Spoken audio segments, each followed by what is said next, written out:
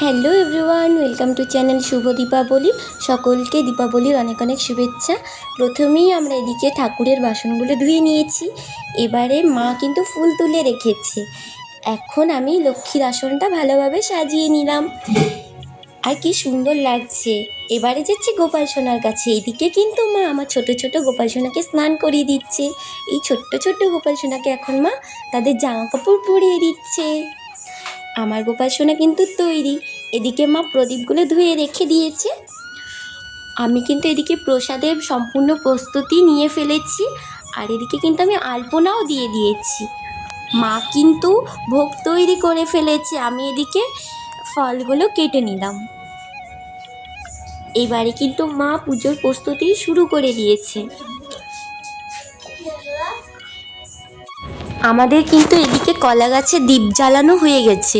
যেহেতু আমি এর আগেই বলেছি যে আমাদের নিয়মে কলা গাছে বংশের প্রদীপ জ্বালানো হয়। এবারে চলে এসেছি ঠাকুর দেখতে। সো প্রথমেই কিন্তু আমরা এসটিএস ক্লাব ঢুকে গেলাম।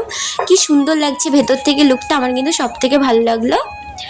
এবারে যাচ্ছি মেলায়, সেখানেও কিন্তু একটা প্রতিমা রয়েছে। এত ভিড় যে ভেতরে যাওয়াই যাচ্ছিল না।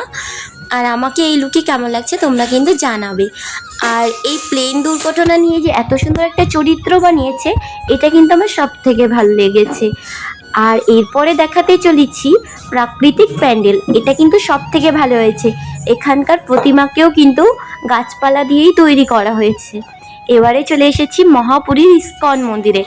এত সুন্দর লাগছিল প্যান্ডেলটা দেখতে, বলার মতো না। আমার তো সব থেকে ভালো লাগলো। আর তোমরাই বলো, এই যে রাস্তার সামনে বাদুড়ের শ্যাডোটা রয়েছে, এটা কেমন লাগছে তোমাদের? এবারে চলে এসেছি আরেকটা প্রতিমা দেখতে। এখানে এতটাই ভিড়, প্রথম তো ভিড় ছিল না, ভেতরে ঢুকে দেখছি এত ভিড় হয়েছে যে চাপাচাপি করে যেতে লাগছে।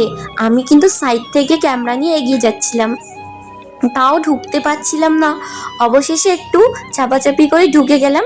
তাই তোমাদের সাইড থেকে একটু প্যান্ডেলটা দেখিয়ে দিচ্ছি। এত সুন্দর হয়েছে প্যান্ডেলটা, আর বলার মতো নয়। তোমরা তো ভাবছো যে প্রতিমাকে কেন দেখাচ্ছে না, কেননা এত ভিড়ের মধ্যে দেখাতেই পাচ্ছিলাম না। তাও সাইড থেকে দেখিয়ে দিচ্ছি। এই যে আমাদের স্বয়ং মা কালী।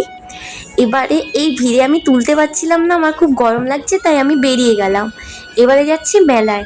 তোমরা তো দেখতেই পাচ্ছ রাস্তা ভর্তি এত মানুষজন যে গাড়ি কিন্তু ঢুকতেই পারছিল না। আর আরেকটা ভ্যাম্পায়ারের শ্যাডো কিন্তু রাস্তার সামনে দিয়ে দিয়েছিল।